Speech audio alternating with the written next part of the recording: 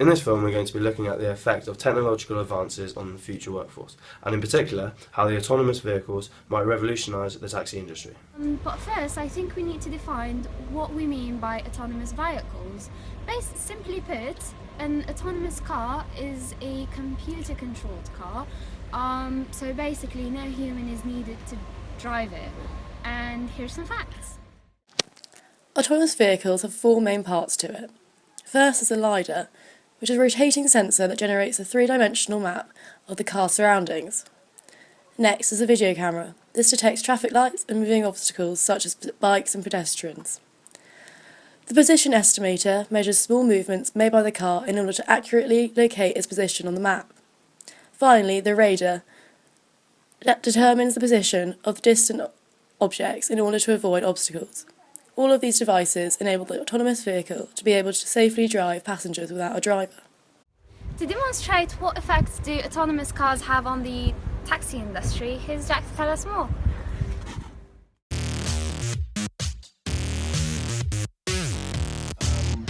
I have heard a tiny bit in the media, and obviously it's very worrying times to be a taxi driver.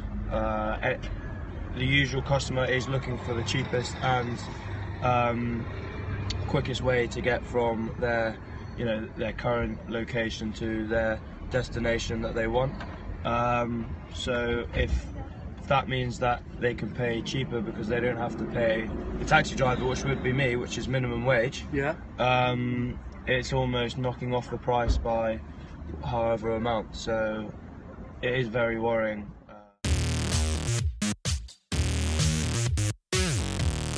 I'm not sure.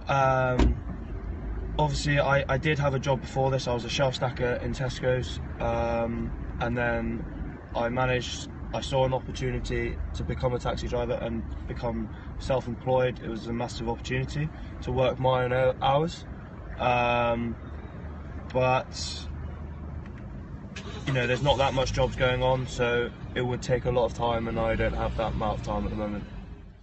As well as the potential for a significant impact on the future workforce in the taxi industry, highlighted by Jack, there are also many other negatives of the autonomous vehicle. But before we get stuck into these criticisms, we asked Charlie, a regular user of taxis, what his views were on the concept.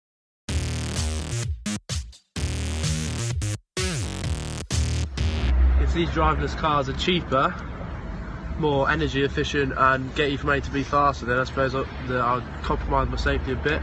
But I'm sure technology nowadays, obviously a lot more work to be done, but all the sensors and all that and road mapping, all that technology makes it, if it makes it safe and these companies say it is safe, then I would trust these until I hear of an accident. But again, if it's cheaper and it's faster, then yeah, I'll do that. Charlie highlights some potential benefits of the use of autonomous vehicles in the future, providing they deliver sufficient safety, looking at the idea of faster journeys, more efficient travel and a cheaper service. Yet the reality is, besides the effect on the future workforce and the current advancements in technology that Charlie begins to discuss, autonomous vehicles lack and will lack for years to come the sufficient safety standards needed to provide a driverless journey. The cars are not able to provide high levels of safety in all weather conditions. In fact, heavy rain can do serious damage to the laser sensor mounted on the car's roof, calling into question what role the driver might have to play in the event of the technology failing. If road technology fails, such as traffic signals that the cars rely on to operate, the technology will simply not work. In the event of an accident, for example, where a police officer is directing traffic, the cars will be unable to interpret human signals.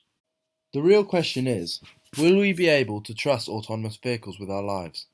Safety of these vehicles, or lack of, is a significant issue.